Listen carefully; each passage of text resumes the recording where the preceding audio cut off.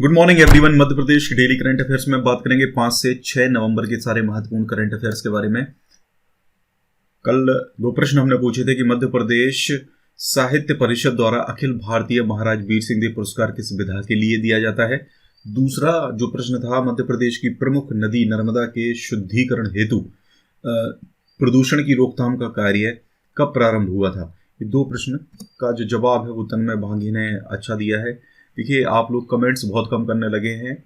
अगर कमेंट्स कम आएंगे तो फिर हमें क्वेश्चंस पूछना आपसे बंद कर देंगे। सिर्फ 5 करंट अफेयर्स के जो क्वेश्चंस हैं वो आपको मिला करेंगे, इसलिए ज़्यादा से ज़्यादा कमेंट करिए। मध्य प्रदेश साहित्य परिषद के द्वारा अखिल भारतीय महाराज वीर सिंह जूदेव पुरस्कार उपन्यास रचना विधा के लिए दिया जाता है। 1935 में महाराज वीर सिंह जूदेव ने हिंदी साहित्य में देश के सर्वश्रेष्ठ देव पुरस्कार की शुरुआत की थी। 1935 में पहला देव पुरस्कार दुलारे लाल भार्गव लखनऊ को कुंडेश्वर में आयोजित समारोह के दौरान दिया गया था। कुंडेश्वर में एक मंदिर है भगवान शिव का, ठीक है, ये ध्यान रखिए आप। काफ़ी इम्पोर्टेंट ये क्वेश्चन है, टीकमगढ़ जिले के अंतर्गत आता है। देव पुरस्कार उसका संक्षिप्त नाम था, पूरा नाम महाराज वीर सिंह जूदेव प्रथम था। इसके बाद प्रतिवर्ष पुरस्कार कुंडेश्वर से ही बसंत उत्सव मेले में प्रदान किया जाने लगा। टीकमगढ़ महाराज वीर सिंह जूदेव द्वारा देव पुरस्कार के लिए 2000 रुपये भेंट किए जाते थे। दूसरा देव पुरस्कार 1936 में राम कुमार वर्मा जो इलाहाबाद के थे उनको मिला था। वर्ष 1964 से मध्य प्रदेश शासन द्वारा महाराज की परंपरा का निर्वहन किया जा रहा है, जिसके बाद से अखिल भारतीय स्तर पर महाराज वीर सिंह जूदेव पुरस्कार दिया जा रहा है। अब यह पुरस्कार राशि 1 लाख रुपए हो गई है, यानी कि अब मध्य प्रदेश सरकार के द्वारा ये अवार्ड जो है वो दिया जाता है। लेकिन शुरुआत किसके द्वारा करी गई थी? महाराज वीर सिंह जूदेव के द्वारा। मध्य प्रदेश की प्रमुख नदी नर्मदा के शुद्धिकरण हेतु प्रदूषण की रोकथाम का कार्य नवंबर 1986 में प्रारंभ किया गया था। नमामि देवी नर्मदे सत सेवा यात्रा नर्मदा की संरक्षण व शुद्धिकरण के उद्देश्य से 11 सितंबर 2016 को अमरकंटक से शुरू की गई थी, जो 148 दिनों तक लगातार 16 जिलों से होकर 3350 किलोमीटर की दूरी के साथ 15 मई 2019 को नरेंद्र मोदी के द्वारा समाप्त की गई। ठीक है, नमामि देवी नर्मदे ये यात्रा ध्यान रखिए। यहाँ से आप ये मान के चलिए कि आपको अपकमिंग जो एग्जाम्स हैं आपके, जैसे आपका मार्च में कांस्टेबल का एग्ज़ाम होगा, ठीक है, मार्च 2021 में, ठीक है, इसके अलावा MPPSC का एग्ज़ाम भी आने के चांसेस हैं इस बार। तो आप ये मान के चलिए कि यहाँ से एक प्रश्न आपको 100% मिल सकता है। पुखराज अभियान 2019 में नर्मदा व सहायक नदियों से अवैध रेत खनन व परिवहन को रोकने हेतु चलाया गया था। जबलपुर में जन्मे अमृतलाल बेगड़ को नर्मदा पुत्र के नाम से जाना जाता है। इनकी यात्रा वृतांत सौंदर्य की नदी नर्मदा, ये किताब एक्चुअल में इन्होंने लिखी हुई है। इसको वर्ष 2004 में साहित्य अकादमी पुरस्कार से सम्मानित किया गया है। नर्मदा में कम पानी सोखने वाली रेत मिट्टी पाई जाती है, इस कारण भी यह एक सदनीरा नदी है, मतलब कम पानी सोखने वाली रेत मिट्टी पाई जाती है। 13 अगस्त 2003 में गुजरात के महिसागर जिले के रैयोली नामक स्थान से नर्मदा घाटी में डायनासोर की एक नई प्रजाति के जीवाश्म खोजे गए हैं। होशंगाबाद के आदमगढ़ शैलाश्रय से मानव के पशुपालक होने और कुत्ते को सर्वप्रथम पालन के प्रमाण मिले हैं, क्योंकि यहाँ पर मनुष्य और कुत्ते को एक साथ दफनाने का कंकाल प्राप्त हुआ है। तो ये भी काफ़ी फेमस क्वेश्चन है। हालांकि MP में ये बहुत कम पूछा गया है, लेकिन आप अगर मानो इंडिया जीके में अक्सर ये प्रश्न एग्जाम्स में पूछा जाता है। आज के लिए आपके 2 प्रश्न हैं। द्रोणाचार्य पुरस्कार किन व्यक्तियों को दिए जाते हैं, ये कमेंट करना है आपको। दूसरा जो है, जंगल सत्याग्रह किन लोगों ने चलाया था। ये 2 प्रश्न का जवाब आपको कमेंट करके बताना है। हमारा देखिए ये प्रीमियम कंटेंट है, आप अगर लेना चाहें, देखिए मैं आपको बता दूं, व्हाट्सएप नंबर पर कई लोग मैसेज करते हैं। एक ऑटोमेटिक मैसेज जनरेट होता है, उसमें जो भी आप मैसेज करोगे तो उसके अंदर एक लिंक दी हुई होती है। उस लिंक पे सिंपली आपको जाना होता है, वहाँ पे आप जाकर उसको डाउनलोड कर सकते हैं। लेकिन उसके बाद भी कई लोगों का मैं देखता हूँ यार कि मतलब लिंक आ गई है, उसको पढ़ते तक नहीं है, फिर sir MP current affair, sir MP GK, मतलब उस चीज़ को समझो यार कि वो मैसेज काय के लिए भेज रहा हूँ मैं आपको, इसीलिए भेज रहा हूँ ताकि उस मैसेज को पढ़ो और आप बार बार मैसेज ना करो। इसलिए सबसे पहले जो मैसेज आपको मिल रहा है उसको पढ़ें, उसके बाद अगर आपकी कोई क्वेरी है तो उसको मैं सॉल्व करने के लिए रेडी हूँ। अदरवाइज ऐसे तो फिर मुझे यार नंबर अपना बंद करना पड़ेगा, ठीक है, ये चीज़ आप ध्यान रखिए। और जुलाई का करंट अफेयर है, अगस्त का जो करंट अफेयर है आज शाम तक जहाँ तक है रेडी हो रहा है, फाइनल टच में है।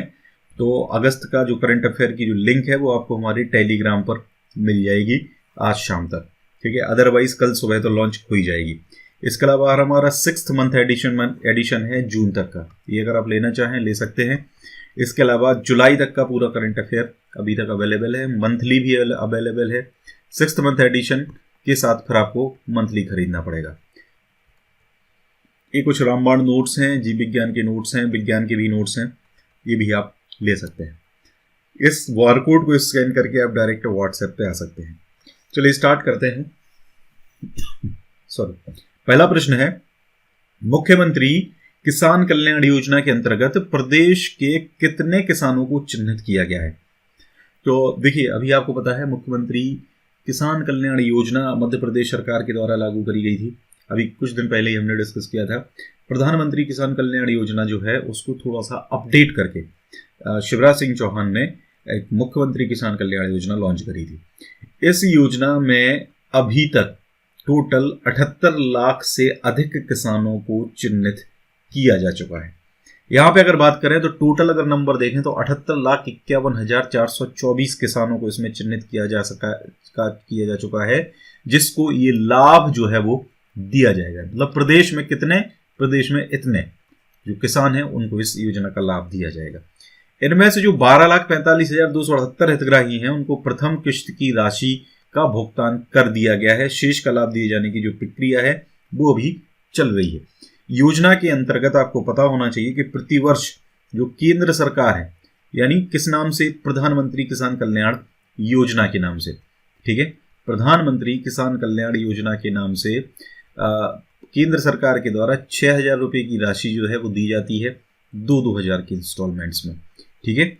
इसके अतिरिक्त राज्य सरकार ने इसमें 4,000 की राशि और ऐड कर दी है, तो टोटल 6,000 प्लस 4,000 टोटल कितने हो जाते हैं आपके 10,000 रुपये की राशि जो है इस योजना के अंतर्गत दी जाती है। अब अगर हम बात करें तो इस योजना के अंतर्गत जो किसानों को लाभ मिलेगा उनमें सबसे ज़्यादा किसान जबलपुर संभाग के हैं, ठीक है, ये ध्यान रखिए। 14,000 32,000 जबलपुर संभाग सबसे ज़्यादा है, बाकी नंबर याद रखने की आपको जरूरत नहीं है, ठीक है। जबलपुर संभाग में सबसे ज़्यादा किसान इस योजना से लाभान्वित होंगे। अगला प्रश्न है, किस प्रदेश सरकार के द्वारा मिलावटखोरी को संज्ञेय अपराध बनाया जाएगा? तो ये मध्य प्रदेश सरकार है।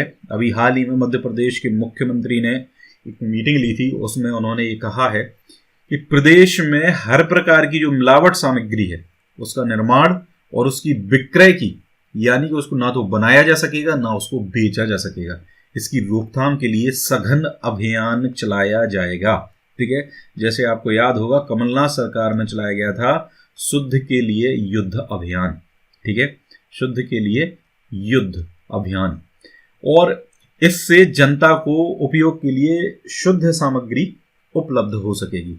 इसलिए प्रदेश में मिलावटखोरी जो है उसको संज्ञेय अपराध बनाया जाएगा और मौजूदा कानून में आवश्यक संशोधन इसके लिए किया जाएगा। ये घोषणा जो है अभी मुख्यमंत्री शिवराज सिंह चौहान ने की हुई है। अगला प्रश्न है, वेरी मोस्ट इंपॉर्टेंट क्वेश्चन है, विधानसभा उपनिर्वाचन 2020 में प्रदेश के 28 विधानसभा क्षेत्रों में कुल कितने प्रतिशत मतदान हुआ है? तो अगर हम यहाँ पे बात करें ओवरऑल मतदान की, तो ओवरऑल जो मतदान है वो 70.27, इसमें ये 27 है। टोटल 19 जिलों में अगर बात करें तो 70.27% मतदान जो है 19 जिलों की 28 विधानसभा क्षेत्रों में उपचुनाव में हुआ है। इसमें पुरुष मतदाताओं ने 73.18 और महिला मतदाताओं ने 66.98% मतदान किया है। सर्वाधिक मतदानों की अगर बात करें तो आगर विधानसभा जो सीट थी, आगर विधानसभा सीट पर हुआ है 83.77%। अगर यही बात करें हम पिछले चुनाव की, जो पिछला विधानसभा का चुनाव हुआ था, अगर इन्हीं 28 विधानसभा क्षेत्रों की अगर हम बात करते हैं तो 2018 में पुरुषों का जो मतदान है वो 72.93 हुआ था और महिलाओं का और लोकसभा 2019 में 66.22% मतदान इसके अंदर हुआ था। तो कोई खास बहुत ज़्यादा कम मतदान कोरोना को देखते हुए में हुआ है। 2 से 2.5% का अंतर इसमें लगभग आया हुआ है, इतना कम मतदान हुआ है। दूसरी चीज, ये पूरी लिस्ट है कि जो आपकी 28 विधानसभा सीटें थी जिन पे उपचुनाव हुए हैं, उनमें अगर आप यहाँ देखोगे तो आगर में सबसे ज्यादा मतदान हुआ है, जिसमें पुरुष मतदान 87.18 हुआ है और महिला मतदान 80.16 हुआ है। ओवरऑल ये पहुंच जाता है 83.77। ये सब पूरी लिस्ट अगर देखी जाए तो 28 में ये सबसे ज्यादा है, मतलब आगर में सबसे ज्यादा मतदान हुआ है। तो ये चीज आपको यहाँ पर ध्यान रखनी है। अगला प्रश्न है, हाल ही में किस प्रदेश सरकार के द्वारा चीनी पटाखे बेचने एवं उनका उपयोग प्रतिबंधित कर दिया गया है? तो मध्य प्रदेश सरकार है। हाल ही में शिवराज सरकार ने एक कैबिनेट बैठक बुलाई थी, उसमें उन्होंने उनके एक निर्णय के अनुसार मध्य प्रदेश में चीनी पटाखे बेचना, यानी चीन या विदेशी, ऐसा नहीं है अकेले चीन को उन्होंने बैन किया है, चीन या विदेशी पटाखे बेचना और उनका उपयोग पूरे तरीके से प्रतिबंधित कर दिया है। ऐसा नहीं है कि सिर्फ कागजों में प्रतिबंधित किया है, ऐसा करने पर एक्सप्लोसिव एक्ट की संबंधित धारा के विरुद्ध दंडात्मक कार्रवाई की जाएगी। अब वो धारा क्या है? विस्फोटक अधिनियम की धारा 9B(a)(b। इस धारा के अंतर्गत अवैध पटाखों के भंडारण यानी उनका स्टोरेज करना, उनका वितरण यानी कि डिस्ट्रीब्यूट करना तथा विक्रय एवं उपयोग यानी कि सेल एंड यूज पर 2 साल की सजा का प्रावधान है।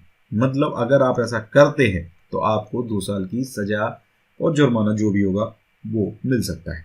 इसके अलावा एक और उन्होंने बड़ी इंपॉर्टेंट घोषणा करी है, मैंने अलग से क्वेश्चन इंक्लूड नहीं किया।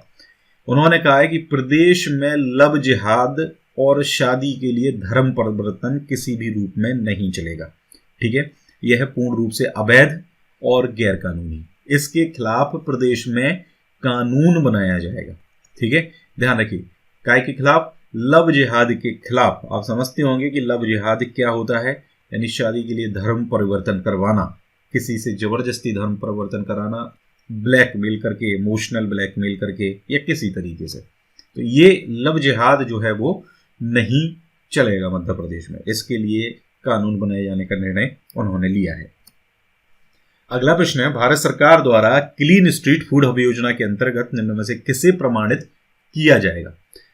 तो ये एक्चुअल में क्लीन स्ट्रीट फूड हब योजना, आपको पता है इंदौर की जो 56 दुकान है, ठीक है, उस एरिया को क्लीन स्ट्रीट फूड हब योजना के अंतर्गत प्रमाणित किया जा चुका है।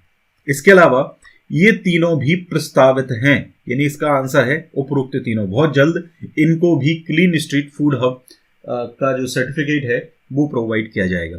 खाद्य सुरक्षा एवं मानक प्राधिकरण भारत सरकार के द्वारा क्लीन स्ट्रीट फूड हब योजना संचालित है, जिसके अंतर्गत स्ट्रीट फूड विक्रय क्षेत्रों को प्रमाणित किया जाता है। इस योजना में इंदौर स्थित 56 दुकान क्षेत्र को प्रमाणित किया जा चुका है। इस प्रकार की योजना में चयनित शाहपुरा झील भोपाल, घंटाघर चौपाटी क्षेत्र उज्जैन में सिविल कार्य प्रचलन में एवं सराफा बाजार इंदौर में तत्संबंधी प्रशिक्षण पूर्ण हो गया है। मतलब आगे चल के ये जो एरियाज हैं, यहाँ पर जो फूड स्ट्रीट लगती है यानी चौपाटी जो लगती है, उसको बहुत ही जल्द प्रमाणित या सर्टिफिकेट इसके लिए दिया जाएगा। नेक्स्ट करंट अफेयर है, अभी 7 नवंबर को मैपकास्ट जो है मध्य प्रदेश का, मध्य प्रदेश विज्ञान एवं प्रौद्योगिकी परिषद, इसके अलावा सूक्ष्म लघु मध्यम उद्योग यानी कि MSME विभाग, इनके संयुक्त तत्वाधान में उदीयमान उद्यमियों के लिए विभिन्न क्षेत्रों में वेबिनार की एक श्रृंखला प्रारंभ करी जा रही है। इस वेबिनार में 7 नवंबर को ये पहला वेबिनार होगा जो DRDO की नई तकनीक पर आधारित होगा। ठीक है, defence research and development organisation. Webinar में जो प्रतिभागी हैं उनको रक्षा अनुसंधान और विकास संगठन द्वारा विकसित की गई नई विभिन्न तकनीकों से परिचित करवाया जाएगा। इसके जो मुख्य वक्ता हैं वो डॉक्टर सतीश रेड्डी होंगे, जो चेयरमैन है रक्षा अनुसंधान और विकास संगठन DRDO के। विभाग के जो मंत्री हैं ओम प्रकाश सकलेचा, वो इस वेबिनार की अध्यक्षता करेंगे। इसके अलावा आपको पता होना चाहिए कि मध्य प्रदेश विज्ञान एवं प्रौद्योगिकी परिषद मैपकास्ट के जो महानिदेशक हैं, ठीक है, डायरेक्टर जनरल हैं, वो कौन है? डॉक्टर अनिल कोठारी। भी हाल ही में बनाए गए थे, मैंने आपको करंट अफेयर्स में इसको बताया भी था ये आई थिंक बाद में बताया था मैंने, PDF में इसको इंक्लूड किया था, ये आपको मैं यहाँ पर वीडियो में नहीं बता पाया था। बहुत सारा कंटेंट ऐसा होता है जो हमें बाद में मिलता है, तो वो फिर हम PDF में उसको ऐड करते हैं। PIV का जैसे कंटेंट हो जाता है आपका, या बहुत सारा कंटेंट ऐसा रहता है जो आपका काफ़ी अलग होता है। तो गाइज़ ये पूरा था आज का वीडियो। अगर अच्छा लगा है ज़्यादा से ज़्यादा लाइक करिए, ज़्यादा से ज़्यादा शेयर करिए वीडियो को, कमेंट करिए। Thank you very much.